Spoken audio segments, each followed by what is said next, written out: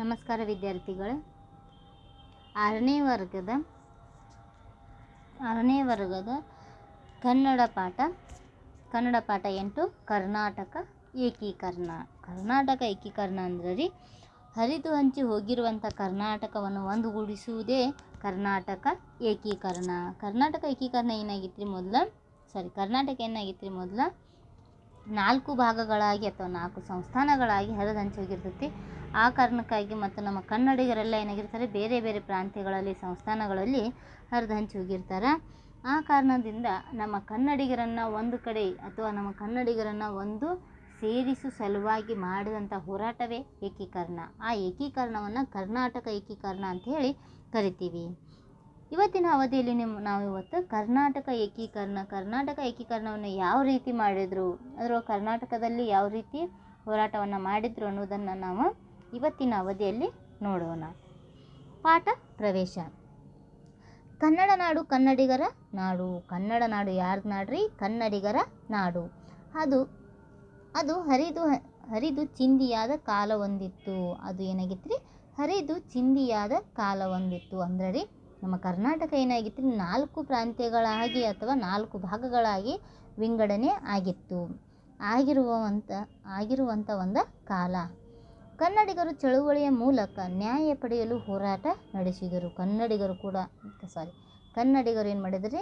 ಹೋರಾಟದ ಮೂಲಕ ನಾವು ಕನ್ನಡಿಗರನ್ನು ಒಂದು ಮಾಡಬೇಕು ಅಂಥೇಳಿ ಹೋರಾಟವನ್ನು ಮಾಡ್ತಾರೆ.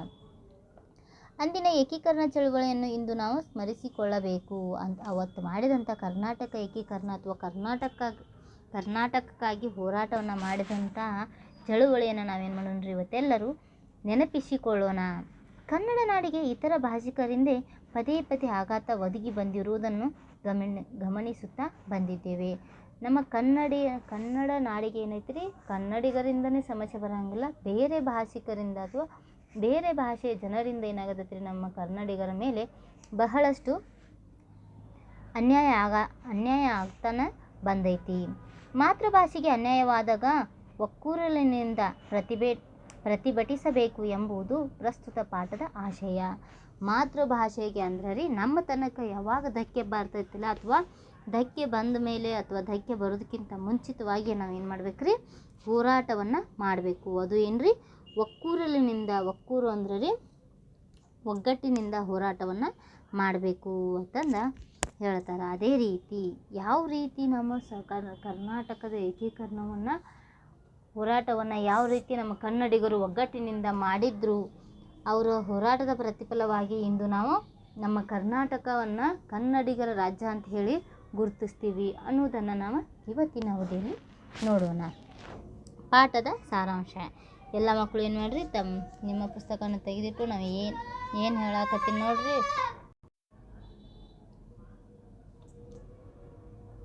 ಎಲ್ಲ ಮಕ್ಕಳು ಏನು ಮಾಡಿರಿ, ಇವಾಗ ಪುಸ್ತಕವನ್ನು ತೆಗೆದು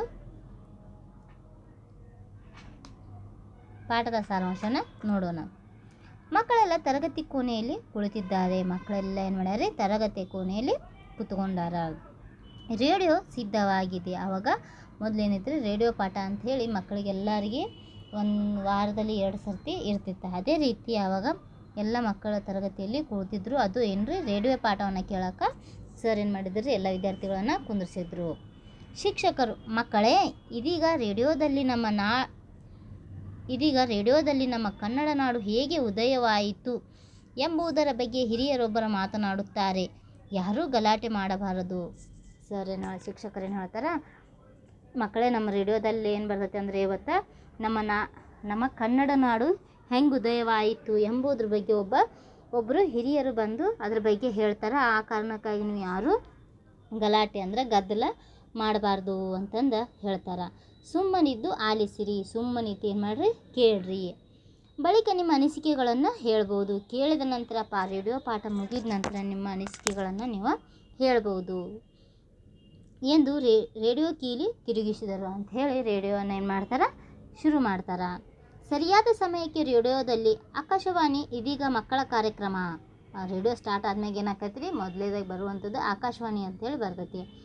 ಅದೇ ರೀತಿ ಅಲ್ಲಿ ಏನು ಕೀಲಿಯನ್ನು ತಿರುವಿದ ನಂತರ ಅಲ್ಲೊಂದು ಧ್ವನಿ ಬರ್ತೈತಿ, ಆಕಾಶವಾಣಿ ಇದೀಗ ಮಕ್ಕಳ ಕಾರ್ಯಕ್ರಮ. ಕರ್ನಾಟಕ ಏಕೀಕರಣದಲ್ಲಿ ಭಾಗವಹಿಸಿದ ಹಿರಿಯರೊಬ್ಬರು ತಮ್ಮ ಅನುಭವಗಳನ್ನು ನಿಮ್ಮ ಮುಂದೆ ಇದೀಗ ಪ್ರಸ್ತುತಪಡಿಸುತ್ತಾರೆ. ಆಲಿಸಿರಿ ಎಂಬ ನುಡಿ ಹರಿದು ಬಂದಿತ್ತು. ಆವಾಗ ಆಕಾಶವಾಣಿ ಏನು ಹೇಳ್ತೈತ್ರಿ, ಇದೀಗ ಮಕ್ಕಳ ಕಾರ್ಯಕ್ರಮ ಅಂತ ಹೇಳಿದ ನಂತರ ಕರ್ನಾಟಕ ಏಕೀಕರಣದಲ್ಲಿ ಭಾಗವಹಿಸಿದ ಹಿರಿಯರೊಬ್ಬರು ಅಂದ್ರೆ ಆ ಕರ್ನಾಟಕ ಏಕೀಕರಣದಲ್ಲಿ ಭಾಗವಹಿಸಿದಂತಹ ಮಹಾನ್ ವ್ಯಕ್ತಿನ ಏನಾಗಿರ್ತಾರೆ, ತಮ್ಮ ಅನುಭವಗಳನ್ನು ಹೇಳಾಕ ಆ ರೇಡಿಯೋ ಕಾರ್ಯಕ್ರಮದಲ್ಲಿ ಬಂದಿರ್ತಾರ. ಪ್ರೀತಿಯ ಮುದ್ದು ಮಕ್ಕಳೇ, ನೀವೀಗ ಕರ್ನಾಟಕ ಏಕೀಕರಣದ ಬಗ್ಗೆ ಆಲಿಸಲು ಬಹಳ ಕುತೂಹಲಭರಿತರಾಗಿದ್ದೀರಿ ಅಲ್ಲವೇ? ನಮ್ಮ ಕರ್ನಾಟಕದ ಕನ್ನಡ ಮಾತನಾಡುವ ಜನರೆಲ್ಲ ಒಂದೇ ಪ್ರದೇಶಕ್ಕೆ ಸೇರಬೇಕೆಂಬ ಇಚ್ಛೆ ನಮ್ಮೆಲ್ಲರದಾಗಿತ್ತು. ಇದು ನಮ್ಮದೇ ನೆಲ ಎಂದು ಹೇಳಿಕೊಳ್ಳಲು ಎಲ್ಲ ಕನ್ನಡಿಗರಿಗೆ ಅವಕಾಶವಿರಲಿಲ್ಲ. ಯಾಕಂದ್ರೆ ರೀ ನಮ್ಮ ಕರ್ನಾಟಕ ರಾಜ್ಯ ಏನಾಗಿತ್ತು ರೀ, 4 ಭಾಗಗಳಾಗಿ ವಿಂಗಡಣೆ ಆಗಿತ್ತು. ಆ ಕಾರಣಕ್ಕಾಗಿ ಎಲ್ಲ ಕನ್ನಡಿಗರು ಏನಾಗಿದ್ದರೆ ಬೇರೆ ಬೇರೆ ಪ್ರಾಂತ್ಯಗಳಲ್ಲಿ ವಿಂಗಡಣೆ ಆಗಿದ್ದರು. ಆ ಕಾರಣಕ್ಕಾಗಿ ಇದು ನಮ್ಮದೇ ನೆಲ ಅಂತ ಹೇಳಕ್ಕೆ ನಮ್ಮ ಕನ್ನಡಿಗರಿಗೆ ಅವಕಾಶ ಇರಲಿಲ್ಲ. ಕಾರಣವೆಂದರೆ ಮೈಸೂರು ಸಂಸ್ಥಾನ ಹೊರತುಪಡಿಸಿ ಉಳಿದ ಕನ್ನಡದ ಪ್ರದೇಶಗಳೆಲ್ಲ ಮುಂಬೈ, ಮದ್ರಾಸ್, ಕೊಡಗು ಮತ್ತು ಇತರ ಸಂಸ್ಥಾನಗಳಲ್ಲಿ ಹಂಚಿ ಹೋಗಿತ್ತು. ನೋಡ್ರಿ, ಮೈಸೂರು ಸಂಸ್ಥಾನವನ್ನು ಬಿಟ್ಟರೆ ಮುಂಬೈ, ಮದ್ರಾಸ್, ಕೊಡಗು ಈ ಎಲ್ಲ ಮತ್ತು ಇತರ ಪ್ರಾಂತ್ಯಗಳಲ್ಲಿ ಏನಾಗಿತ್ತು, ನಮ್ಮ ಕನ್ನಡಿಗರು ಹರಿದು ಹಂಚಿ ಹೋಗಿದ್ರು. ಅಂದ್ರೆ ಮುಂಬೈ ಅಂದ್ರೆ ಮಹಾರಾಷ್ಟ್ರ, ಮದ್ರಾಸ್, ಕೊಡಗು ಇವೆಲ್ಲ ಏನ್ರಿ, ಮುಂಬೈಯಲ್ಲಿ ಹೋದ್ರೆ ಮರಾಠಿಯನ್ನು ಮಾತಾಡ್ತಾರೆ ಹೆಚ್ಚು, ಮದ್ರಾಸಿನಲ್ಲಿ ಮುಸ್ಲಿಂ, ಆಮೇಲೆ ಕೊಡಗಿನಲ್ಲಿ ಕೊಂಕಣಿ, ಈ ರೀತಿಯಾಗಿ ಬೇರೆ ಬೇರೆ ಭಾಷೆಯನ್ನು ಮಾತನಾಡುವಂಥ ಜನರೇ ಇದ್ದರು. ಆದರೆ ನಮ್ಮ ಕನ್ನಡಿಗರ ಪ್ರದೇಶದಲ್ಲಿ ಇದ್ರೂ ಕೂಡ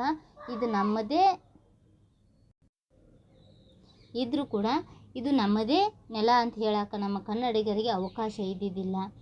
ಆಗ ಬ್ರಿಟಿಷರ ಆಡಳಿತವಿತ್ತು. ಆಗೇನಿತ್ತು ರೀ, ಬ್ರಿಟಿಷರ ಆಡಳಿತ ಇತ್ತು. ಅಂದ್ರೆ ಮುಂಬೈ, ಮದ್ರಾಸ್, ಕೊಡಗು, ಮೈಸೂರು ಸಂಸ್ಥಾನ ಅಂತ ಏನಿತ್ತಲ್ಲ ರೀ ಕರ್ನಾಟಕ, ಆವಾಗ ಬ್ರಿಟಿಷರ ಆಡಳಿತ ಇತ್ತು. ಅವರ ಆಡಳಿತದಲ್ಲಿ ನಮಗೆ ಒಗ್ಗಟ್ಟಾಗಲು ಅವಕಾಶವೇ ಇರಲಿಲ್ಲ. ಆವಾಗ ಬ್ರಿಟಿಷರ ಕಾಲಾವಧಿಯಲ್ಲಿ ಏನಿರ್ತೀರಿ, ಕನ್ನಡಿಗರೆಲ್ಲ ಒಂದು ಕಡೆ ಸೇರಬೇಕು, ನಾವು ಹೋರಾಟವನ್ನು ಮಾಡಬೇಕು ಅನ್ನುವಂಥ ಅವಕಾಶನ ಇರಲಿಲ್ಲ. ನಮ್ಮ ಕನ್ನಡಿಗರು ಪರಕೀಯರಂತೆ ಜೀವನ ನಡೆಸುವ ಅಸಹನೀಯ ಪರಿಸ್ಥಿತಿ ಎದುರಾಗಿತ್ತು. ನಮ್ಮ ಕನ್ನಡಿಗರು ಅಂದ್ರೆ ಅವ್ರ ಮನೆಯಲ್ಲೇನ ಅವ್ರೇನಾಗಿದ್ರೆ ಬೇರೆಯವರಾಗಿ ವಾಸ ಮಾಡ್ತಿದ್ರು. ಉದಾಹರಣೆಗೆ ಈಗ ನೀವು ನಿಮ್ಮ ಮನೆಯಾಗ ಇರ್ತೀರಿ, ನಿಮ್ಮ ಮನೆಯಾಗ ಯಾರೇ ಅತಿಥಿಗಳು ಬಂದ್ರೆ ಅವರ ಅತಿಥಿಗಳ ದರ್ಬಾರ ನಡ್ಸಕತ್ತಂದ್ರೆ ನೀವೇನು ಹಾಕಿರಿ, ನಿಮ್ಮ ಮನೆಯಲ್ಲಿ ಅತಿಥಿಗಳಾಗಿ ಕಾಣಿಸ್ತೀರಿ. ಹಂಗೆ ನಮ್ಮ ಮನೇಲಿ ನಾವು ಅತಿಥಿ ಆದ್ರೆ ಹೆಂಗೆ ಅನ್ನಿಸ್ತೈತೆ ರೀ, ಬಹಳಷ್ಟು ನಾವು ಆಕೈತಿಲ್ಲ. ಅದೇ ರೀತಿ ಕರ್ನಾಟಕದಲ್ಲಿದ್ದವರ ಕನ್ನಡಿಗರನ್ನ ಅತಿಥಿಗಳಾಗಿ ಪರಕೀಯರಂತೆ ಇರುವಂಥ ಜೀವನ ನಡೆಸುವ ಅಸಹನೀಯ ಪರಿಸ್ಥಿತಿ ಎದುರಾಗಿರ್ತೈತಿ. ಮಕ್ಕಳೇ, ನಮ್ಮ ಕರ್ನಾಟಕ ಸುಮಾರು 2000 ವರ್ಷಗಳ ಇತಿಹಾಸ ಹೊಂದಿದೆ. ನಮ್ಮ ಕರ್ನಾಟಕ ಏನಾಗಿತ್ತು, ಸುಮಾರು 2000 ವರ್ಷಗಳ ಇತಿಹಾಸ ಹೊಂದಿದೆ. ಹಲವು ಸಾಮ್ರಾಜ್ಯಗಳ ಆಳ್ವಿಕೆ ಅನಂತರ ಕನ್ನಡ ಅಸ್ತಿತ್ವ ಮೈಸೂರು ಸಂಸ್ಥಾನಕ್ಕೆ ಮಾತ್ರ ಸೀಮಿತವಾಗಿತ್ತು. ಅನೇಕ ಸಾಮ್ರಾಜ್ಯಗಳು, ಅನೇಕ ರಾಜಮನೆತನಗಳು ಇಲ್ಲಿ ಆಡಳಿತವನ್ನು ನಡೆಸ್ತಾವ. ಅದರ ನಂತರ ಅಸ್ತಿತ್ವಕ್ಕೆ ಬಂದಿರುವಂಥ ಮನೆತನ ಅಂದ್ರೆ ರೀ ಮೈಸೂರು ಸಂಸ್ಥಾನ. ಆ ಸಂದರ್ಭದಲ್ಲಿ ಸಮಗ್ರ ಕನ್ನಡಕ್ಕಾಗಿ ಕೆಲವು ಮಹನೀಯರು ಹೋರಾಟ ನಡೆಸಿದರು. ಇಲ್ಲೇನಾಗ್ತಾರೆ, ಅನೇಕ ಮಹನೀಯರು ಹೋರಾಟವನ್ನು ನಡೆಸ್ತಾರೆ. ಇಂಥವರಲ್ಲಿ ರಾ. ದೇಶಪಾಂಡೆ, ರೊದ್ದ ಶ್ರೀನಿವಾಸರಾವ್, ಆಲೂರು ವೆಂಕಟರಾಯ, ಡೆಪ್ಯೂಟಿ ಚನ್ನಬಸಪ್ಪ ಮೊದಲಾದವರು ಅಗ್ರಗಣ್ಯರು. ಇವರಷ್ಟೇ ಅಲ್ಲದೆ ಇಲ್ಲಿಯೇ ಭಾಗವಹಿಸಿದಂತಹ ಇದು 1915ರಲ್ಲಿ ಸೇರಿರುವಂಥ ಕನ್ನಡಾಭಿಮಾನವನ್ನು ಹೊಂದಿರುವಂಥ ಕನ್ನಡಿಗರು. ಮಕ್ಕಳೇ, ಈ ಕನ್ನಡ ನಾಡು ಏಕೀಕರಣಗೊಳ್ಳಲು ಮತ್ತು ಬ್ರಿಟಿಷರ ವಿರುದ್ಧ ಹೋರಾಡಲು ಕನ್ನಡಿಗರಿಗೆ ಪ್ರೇರಣೆಯಾದ ಘಟನೆ ಬಗ್ಗೆ ಹೇಳುತ್ತೇನೆ. ನಾವು ಕೂಡ ಹೋರಾಟವನ್ನು ಮಾಡೋನು, ನಮ್ಮ ಕರ್ನಾಟಕವನ್ನು ಒಂದುಗೂಡಿಸೋನು ಅಂಥೇಳಿ ಒಂದು ಘಟನೆ ಏನಾಕೈತಿ, ನಮ್ಮ ಕನ್ನಡಿಗರಿಗೆ ಪ್ರೇರಣೆ ಆಗ್ತೈತಿ.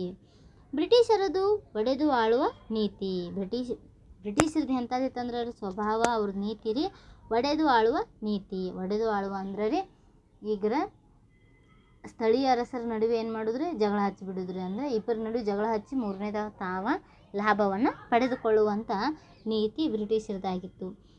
ಅದರಂತೆ 1905 ಆಗಸ್ಟ್ 16 ಬ್ರಿಟಿಷ್ ಸರ್ಕಾರ ಬಂಗಾಳ ವಿಭಜನೆಗೆ ಮುಂದಾಯಿತು. ಅದೇನು ಮಾಡಿದ್ರಿ, ಒಡೆದು ಆಳುವ ನೀತಿ ಅನುಸರಿಸಿ 1905 ಆಗಸ್ಟ್ 16 ಏನು ಮಾಡತ್ರಿ, ಬಂಗಾಳ ರಾಜ್ಯವನ್ನು ವಿಭಜನೆ ಮಾಡೋಕೆ ಮುಂದಾಕೈತಿ.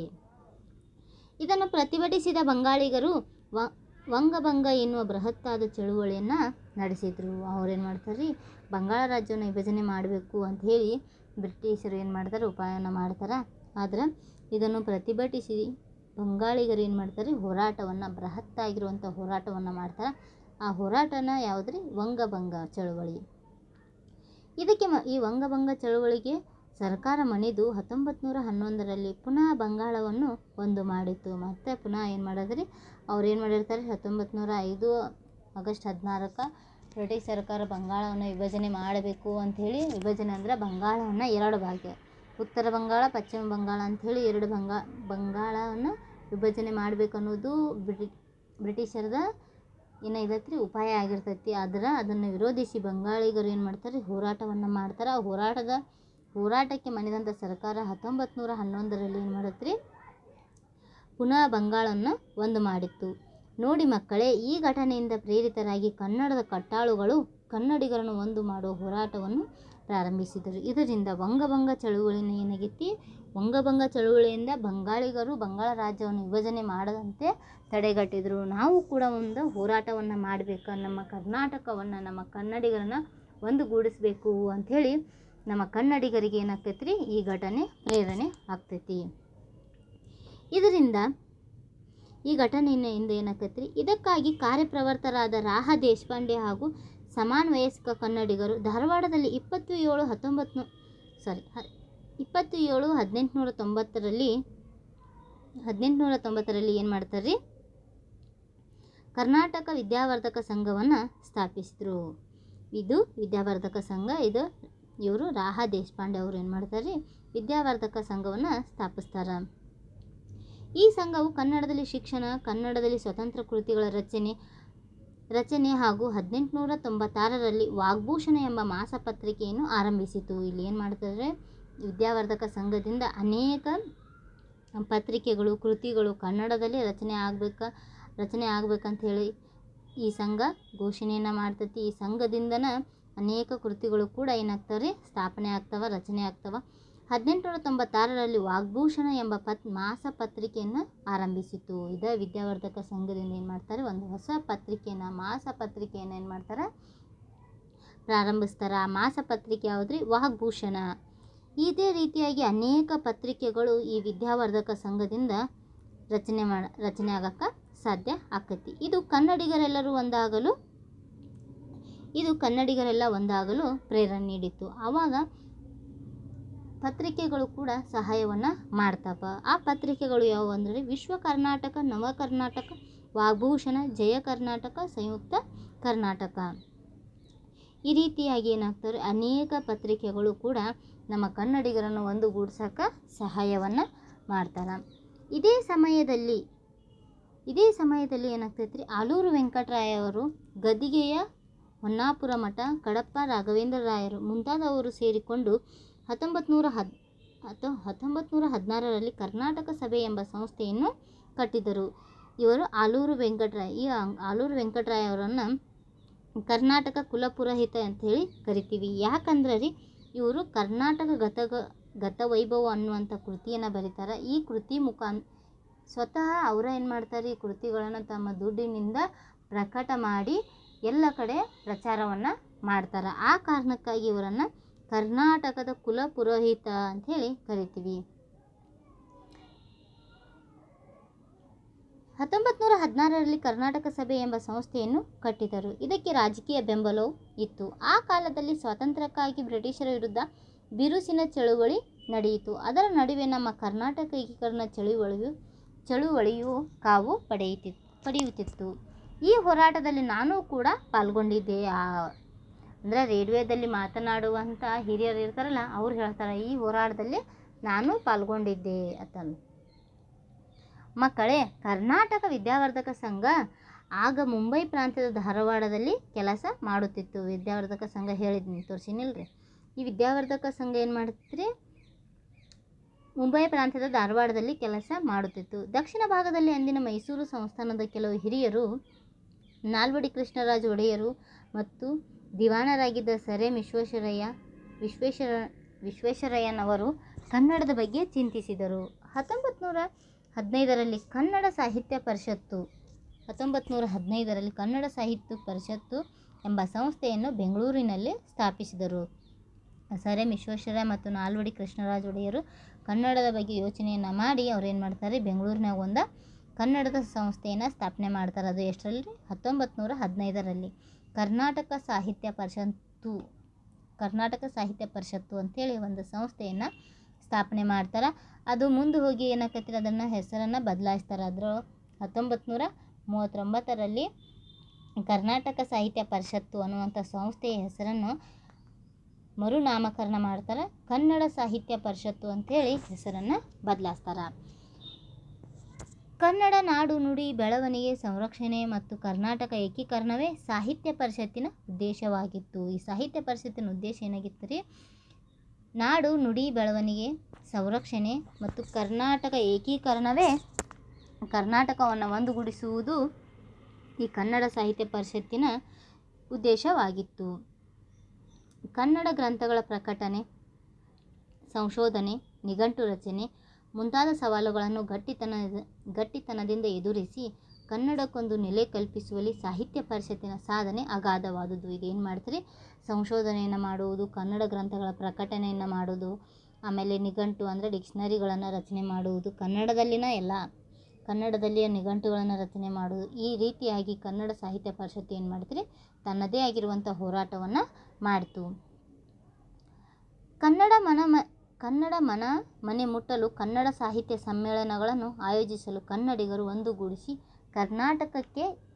ಕರ್ನಾಟಕದ ಏಕೀಕರಣಕ್ಕೆ ದನಿ ಎತ್ತುವ ಮೂಲಕ ಕರ್ನಾಟಕದ ಬೇಡಿಕೆಗೆ ವೇದಿಕೆ ಕಲ್ಪಿಸಿತು. ಈ ರೀತಿಯಾಗಿ ಏನು ಮಾಡಿದರೆ, ಅನೇಕ ಜನರು ಹೋರಾಟವನ್ನು ಮಾಡೋದ್ರ ಮುಖಾಂತರ ಕರ್ನಾಟಕ ಏಕೀಕರಣಕ್ಕೆ ದನಿ ಎತ್ತುವ ಮೂಲಕ ಏಕೀಕರಣದ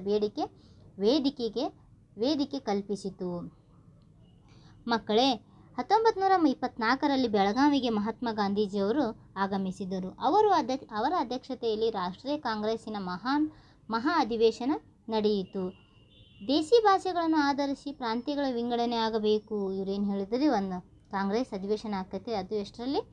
1924ರಲ್ಲಿ ಬೆಳಗಾವಿಯಲ್ಲಿ ಆಕೈತಿ. ದೇಸಿ ಭಾಷೆಗಳನ್ನು ಆಧರಿಸಿ ಪ್ರಾಂತ್ಯಗಳ ವಿಂಗಡಣೆ ಆಗಬೇಕು ಎಂಬ ಅಭಿಪ್ರಾಯ ಜನಸಾಮಾನ್ಯರಲ್ಲಿತ್ತು. ಜನಸಾಮಾನ್ಯರಲ್ಲಿ ಏನೈತ್ರಿ, ದೇಸಿ ಭಾಷೆಗಳನ್ನು ಅವರು ಮಾತನಾಡುವಂಥ ಭಾಷೆಗಳ ಆಧಾರದ ಮೇಲೆ ನಾವು ಪ್ರಾಂತ್ಯಗಳನ್ನು ವಿಂಗಡಣೆ ಮಾಡಬೇಕು ಅನ್ನೋದು ಜನಸಾಮಾನ್ಯರ ಆಸೆ ಅಥವಾ ಅಭಿಪ್ರಾಯ ಆಗಿತ್ತು. ಆಗ ಸ್ವಾತಂತ್ರ್ಯಕ್ಕಾಗಿ ರಾಷ್ಟ್ರವ್ಯಾಪಿ ಆಂದೋಲನ ರೂಪಿಸುತ್ತಿದ್ದ ಕಾಂಗ್ರೆಸ್ ನಾಯಕರಲ್ಲಿಯೂ ಇದರ ಬಗ್ಗೆ ಒಮ್ಮತ ಮೂಡಿತ್ತು. ಆವಾಗ ಕಾಂಗ್ರೆಸ್ಸಿನ ಪಕ್ಷದ ನಾಯಕರು ಕೂಡ ಏನು ಹೇಳಿದ್ರು, ಹೌದು, ದೇಶೀಯ ಭಾಷೆಗಳನ್ನು ಆಧರಿಸಿ ಪ್ರಾಂತ್ಯಗಳನ್ನು ವಿಂಗಡಿಸುನು ಅಂಥೇಳಿ ಅಲ್ಲಿರುವಂಥ ಕಾಂಗ್ರೆಸ್ ನಾಯಕರಲ್ಲಿ ಕೂಡ ಒಮ್ಮತ ಇತ್ತು. ಈ ಸಂದರ್ಭದಲ್ಲಿ ಕರ್ನಾಟಕ ಏಕೀಕರಣಕ್ಕೂ ವಿಶೇಷ ಚಾಲನೆ ದೊರೆಯಿತು. ಇದರ ಸಂದರ್ಭದಲ್ಲಿ ಕರ್ನಾಟಕ ಏಕೀಕರಣ ಚಳವಳಿಗೆ ವಿಶೇಷವಾಗಿರುವಂಥ ಚಾಲನೆ ದೊರೀತೈತಿ. 25/12/1924ರಂದು ಸರ್ ಸಿದ್ದಪ್ಪ ಕಂಬಳಿಯವರ ಅಧ್ಯಕ್ಷತೆಯಲ್ಲಿ ಕರ್ನಾಟಕ ಸಭೆಯ ಮೊದಲ ಕಾರ್ಯಕ್ರಮವು ನಡೆಯಿತು. ಏನಾಕತ್ರಿ, ಮೊದಲ ಕಾರ್ಯಕ್ರಮ ನಡೀತೈತಿ. ಕರ್ನಾಟಕ ಏಕೀಕರಣದ ಮೊದಲ ಕಾರ್ಯಕ್ರಮ ನಡೀತೈತಿ. ಕರ್ನಾಟಕ ಸಭೆಯ ಮೊದಲ ಕಾರ್ಯಕ್ರಮ 1924ರಂದು ನಡೆಯಿತು. ಅವತ್ತು ಅಲ್ಲಿ ಹುಯಿಲ್ಗೋಳ್ ನಾರಾಯಣರಾವ್ ಅವರು ರಚಿಸಿದ ಉದಯವಾಗಲಿ ನಮ್ಮ ಚೆಲುವ ಕನ್ನಡ ನಾಡು ಎಂಬ ಗೀತೆಯನ್ನು ಮೊದಲ ಬಾರಿಗೆ ಹಾಡಲಾಯಿತು. ಹುಯಿಲ್ಗೋಳ್ ನಾರಾಯಣ್ ಅವರು ರಚಿಸಿರುವಂಥ ಗೀತೆ ಯಾವುದ್ರಿ? ಉದಯವಾಗಲಿ ನಮ್ಮ ಚೆಲುವ ಕನ್ನಡ ನಾಡು ಎಂಬ ಗೀತೆಯನ್ನು ಮೊದಲ ಬಾರಿಗೆ ಈ ಕರ್ನಾಟಕ ಸಭೆಯಲ್ಲಿ ಹಾಡ್ತಾರೆ. ಈ ಸಭೆಯ ಪರಿಣಾಮವಾಗಿ ಮದ್ರಾಸ್, ಮುಂಬೈ ವಿಧಾನಸಭೆಗಳಲ್ಲಿ ಕರ್ನಾಟಕ ಏಕೀಕರಣದ ವಿಷಯ ಪ್ರಸ್ತಾಪಗೊಂಡಿತು. ಈ ರೀತಿಯಾಗಿ ಅವರು ಸಭೆಯನ್ನು ಮಾಡುವುದರಿಂದ ಕೇವಲ ಮೈಸೂರು ಸಂಸ್ಥಾನದಲ್ಲಿ ಮಾತ್ರ ಅಲ್ಲದ ಮದ್ರಾಸ್, ಮುಂಬೈ ವಿಧಾನಸಭೆಗಳಲ್ಲಿ ಕೂಡ ಕರ್ನಾಟಕ ಏಕೀಕರಣದ ಹೋರಾಟದ ಬಗ್ಗೆ ಪ್ರಸ್ತಾಪವನ್ನು ಮಾಡ್ತಾರೆ. ಮಕ್ಕಳೇ, ಕರ್ನಾಟಕ ಏಕೀಕರಣಕ್ಕೆ ಉತ್ತರ ಕರ್ನಾಟಕ, ಹೈದರಾಬಾದ್ ಕರ್ನಾಟಕ ಮತ್ತು ಕರಾವಳಿ ಕರ್ನಾಟಕದಿಂದಲೂ ಬೆಂಬಲ ವ್ಯಕ್ತವಾಯಿತು. ಈ ರೀತಿಯಾಗಿ ಎಲ್ಲ ಉತ್ತರ ಕರ್ನಾಟಕ, ಹೈದರಾಬಾದ್ ಕರ್ನಾಟಕ, ಕರಾವಳಿ ಕರ್ನಾಟಕದಿಂದ ಕರ್ನಾಟಕ ಏಕೀಕರಣಕ್ಕೆ ಹೋರಾಟಕ್ಕೆ ಏನಾಕತ್ರಿ ಬೆಂಬಲವನ್ನು ವ್ಯಕ್ತಪಡಿಸ್ತಾರೆ. ಸಮಗ್ರ ಕರ್ನಾಟಕದ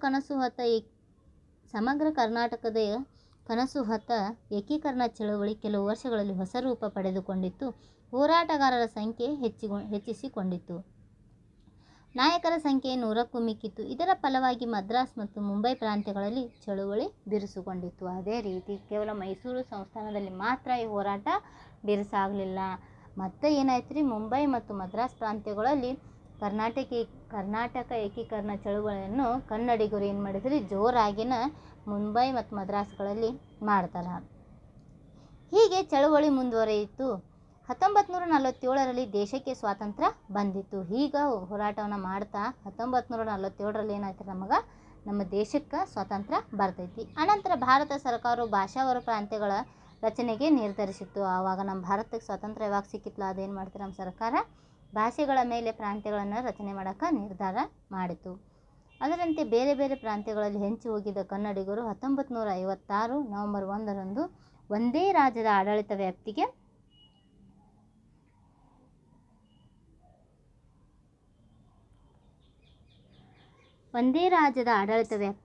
ಬಂದರು. ಆಗ ಅದನ್ನು ಮೈಸೂರು ರಾಜ್ಯ ಎಂದು ಕರೆಯಲಾಯಿತು. ಆವಾಗ ಏನು ಮಾಡಿದ್ರಿ, ಮೈಸೂರು ರಾಜ್ಯ ಅಂತ ಹೇಳಿ ಕರೆಯೋಕೆ ಪ್ರಾರಂಭಿಸಿದ್ರು. ಆದರೆ ಭಾಷಾವಾರು ಪ್ರಾಂತ್ಯಗಳ ರಚನೆ ಸಂದರ್ಭದಲ್ಲಿ ಆದ ಎಡವಟ್ಟುಗಳ ನಿಮಿತ್ತ ಕನ್ನಡದ ಕೆಲವು ಭಾಗಗಳು ಈಗಲೂ ಹೊರಗಡೆ ಉಳಿದಿವೆ. ಮುಂದೆ 1973ರ ನವೆಂಬರ್ 1ರಂದು ಕನ್ನಡಿಗರೆಲ್ಲ ಆಸೆಯಂತೆ ಮೈಸೂರು ರಾಜ್ಯವು ಕರ್ನಾಟಕ ರಾಜ್ಯ ಎಂಬ ಹೆಸರು ಪಡೆದುಕೊಂಡಿತ್ತು. ಈ ರೀತಿಯಾಗಿ 1973ರ ನವೆಂಬರ್ 1 ಕನ್ನಡಿಗರೆಲ್ಲ ಆಸೆಯಂತೆ ಮೈಸೂರು ರಾಜ್ಯವನ್ನು ನಾವು ಮೊದಲು ಮೈಸೂರು ರಾಜ್ಯ ಅಂತ ಹೇಳಿ ಕರಿತಿದ್ವಿ ಕರ್ನಾಟಕವನ್ನು 1973ರ ನವೆಂಬರ್ 1ರಂದು ಕನ್ನಡಿಗರೆಲ್ಲ ಆಸೆದಂತೆ ಮೈಸೂರು ರಾಜ್ಯ ಏನೈತ್ರಿ, ಕರ್ನಾಟಕ ರಾಜ್ಯ ಎಂಬ ಹೆಸರು ಪಡೆದುಕೊಂಡಿತ್ತು. ಈ ರೀತಿಯಾಗಿ ನಮ್ಮ ಕರ್ನಾಟಕ ರಾಜ್ಯವು ವಿಭಾಗವಾಗಿ ಹರಿದು ಹೋಗಿರುವಂಥ ಕರ್ನಾಟಕವನ್ನು ಅನೇಕ ಕನ್ನಡಿಗರು ತಮ್ಮ ಹೋರಾಟದ ಫಲದಿಂದ ಒಂದುಗೂಡಿಸಿದಂಥ ಕೀರ್ತಿ ನಮ್ಮ ಕನ್ನಡಿಗರಿಗೆ, ಕನ್ನಡ ಹೋರಾಟಗಾರರಿಗೆ ಸಲ್ತೈತಿ. ಮಕ್ಕಳೇ, ಕೇಳಿದ್ರಲ್ಲ, ನಾನು ನಿಮಗೆ ಸಂಕ್ಷಿಪ್ತವಾಗಿ ಇದರ ಕತೆ ಹೇಳಿದ್ದೇನೆ. ನೀವು ಈ ಬಗ್ಗೆ ಇನ್ನಷ್ಟು ಮಾಹಿತಿ ತಿಳಿದುಕೊಳ್ಳಬೇಕು. ಕರ್ನಾಟಕ ಏಕೀಕರಣದ ಕನಸನ್ನು ನನಸು ಮಾಡಲು ಇನ್ನೂ ಅನೇಕ ಕಡೆ ಚಳುವಳಿಗಳು ನಡೆದಿವೆ. ಇದಕ್ಕಾಗಿ ಹೋರಾಡಿದ ಮಹಾತ್ಮರನ್ನು ನಾವು ನೆನೆಯಬೇಕು. ಅವರ ಹಾದಿಯಲ್ಲಿ ಸಾಗಿ ನಮ್ಮ ನಾಡು, ನುಡಿ, ನಮ್ಮ ಸಂಸ್ಕೃತಿಯನ್ನು ಅಖಂಡವಾಗಿರಿಸಿಕೊಳ್ಳೋಣ. ಮಕ್ಕಳೇ, ನಮಸ್ಕಾರ. ಜೈ ಕರ್ನಾಟಕ. ಈ ರೀತಿಯಾಗಿ ಏನ್ರಿ, ಆ ರೇಡಿಯೋದಲ್ಲಿ ಭಾಗವಹಿಸಿದಂಥ, ಕರ್ನಾಟಕ ಏಕೀಕರಣದಲ್ಲಿ ಭಾಗವಹಿಸಿದಂಥ ಹಿರಿಯರು ಕರ್ನಾಟಕ ಏಕೀಕರಣದ ಬಗ್ಗೆ ಸಂಕ್ಷಿಪ್ತವಾಗಿ ಮಕ್ಕಳಿಗೆ ವಿವರಣೆಯನ್ನು ನೀಡ್ತಾರೆ. ನೀವು ಕೂಡ ಕರ್ನಾಟಕದ ಬಗ್ಗೆ ಏನು ಮಾಡಿದರೆ ಇವತ್ತಿನ ಅವಧಿಯಲ್ಲಿ ಸಂಪೂರ್ಣವಾಗಿರುವಂಥ ಸಂಕ್ಷಿಪ್ತವಾಗಿ ಏನು ತಿಳ್ಕೊಂಡ್ರಿ, ಅದರ ಮಾಹಿತಿಯನ್ನು ತಿಳಿದುಕೊಂಡಿರಿ. ಧನ್ಯವಾದಗಳು.